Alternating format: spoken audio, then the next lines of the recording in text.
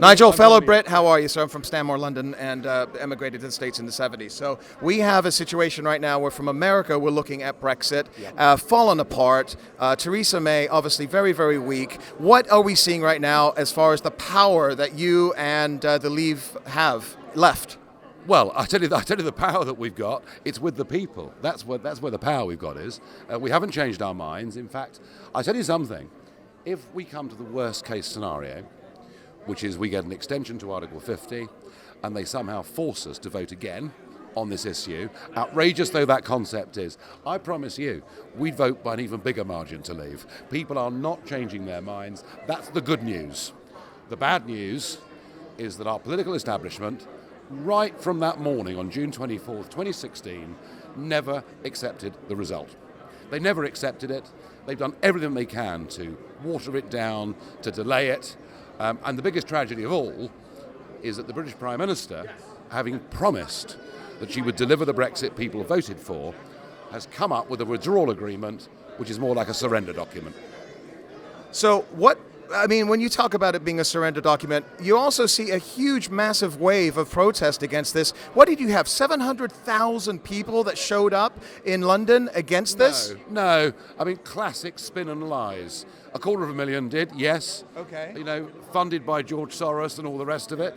All right, we have got a lot of young students in the UK who have been brainwashed into thinking that the European Union is the right way forward. But look, one of the reasons that our people don't go out and protest in such numbers is our people work. Right. our people have jobs. Right, we see that in the States our too. Our people pay taxes, Yeah. Look, don't be conned by any of this. Okay.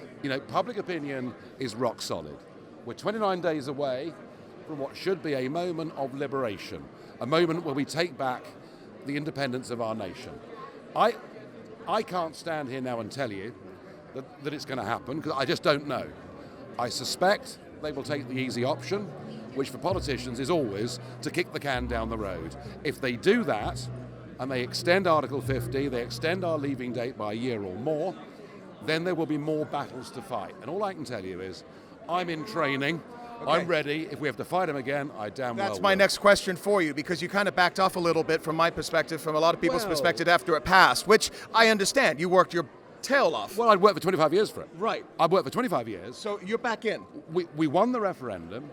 We had 500 MPs vote for it in Parliament. I thought we were done. Right. I genuinely thought we were done. You went on holiday, and it's well deserved, by the way. Well, thank you, and I enjoyed it thoroughly. Look, I am ready.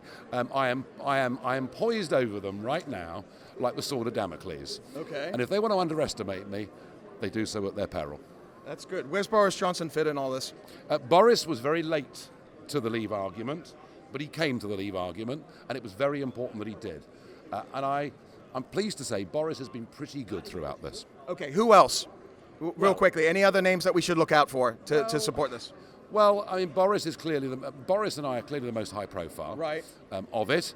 But the people to really look for are the 17.4 million Britons who, despite President Obama and the whole world telling them not to do it, they did it. They don't regret it for one moment. And if they ask us to do it again, we'll beat them again. Nigel, thank you so much. Thank you. Best of luck with everything. Terrific. Thank you. Cheers. I might need it. Thank you. Nigel Farage, ladies and gentlemen, UKIP, he obviously was the main man behind Brexit, and a little bit of trouble with Brexit in the past few months. Go and check out our interview with, a lot of people may not like her, but it's definitely worth listening to discussion on Katie Hopkins, back on Whiskey Politics. Dave Sussman signing up from CPAC. We'll see you soon.